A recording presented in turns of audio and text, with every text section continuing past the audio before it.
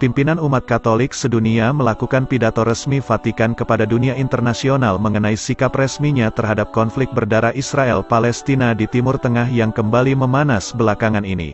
Namun apa yang kemudian dikatakannya di depan ribuan umat Katolik itu ternyata benar-benar merupakan peristiwa yang sangat mengejutkan, bahkan boleh dikatakan sebagai berita abad ini, ibarat petir di siang bolong.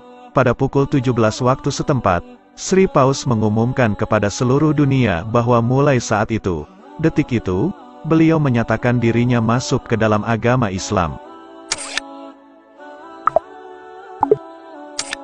Saking mengagetkannya pengumuman tersebut, 16 orang di antara ribuan umat yang mendengarkan pidato langsung Sri Paus, langsung dilarikan ke rumah sakit karena mendapat serangan jantung mendadak.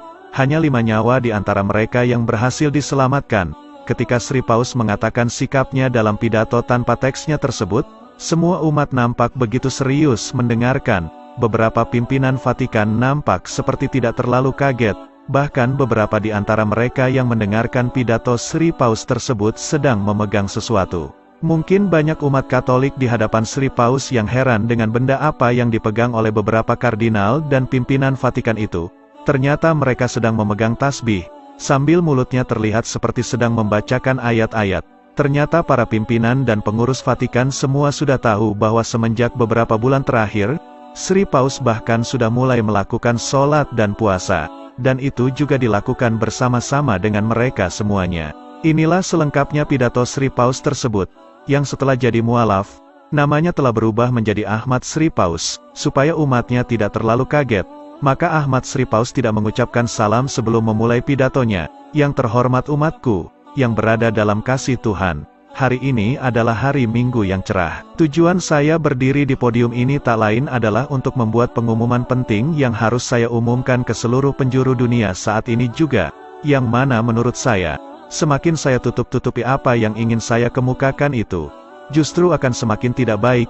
Ini semua berkaitan dengan pilihan jiwa dan hati nurani saya. Sudah selama puluhan tahun kalian semua mengetahui bahwa saya adalah seorang pemeluk agama Katolik yang taat. Bahkan saya adalah pemimpin umat Katolik di seluruh dunia, sekaligus sebagai wakil Tuhan di dunia ini, atau Vicarius Filii Dei. Saya mewakili urusan Allah untuk dunia ini, memberikan amnesti, abolisi dan grasi atas umat manusia yang berdosa dengan mandat sepenuhnya dari Allah. Namun mulai kini saya tak mampu berdusta lagi.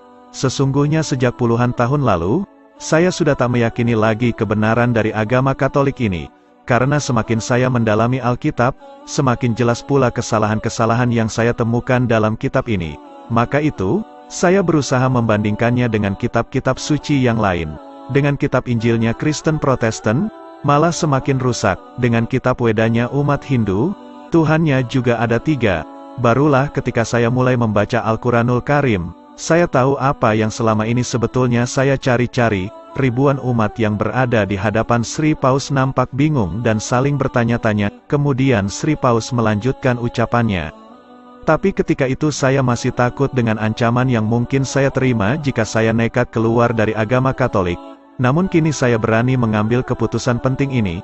Saya tak akan takut lagi pada ancaman pembunuhan yang mungkin akan segera saya hadapi. Saya hanya ingin hidup tenang, terutama jiwa spiritual saya. Saya sangat berharap agar umat agama Kristen apapun itu, tak akan membunuh saya hanya karena pilihan hidup pribadi saya ini.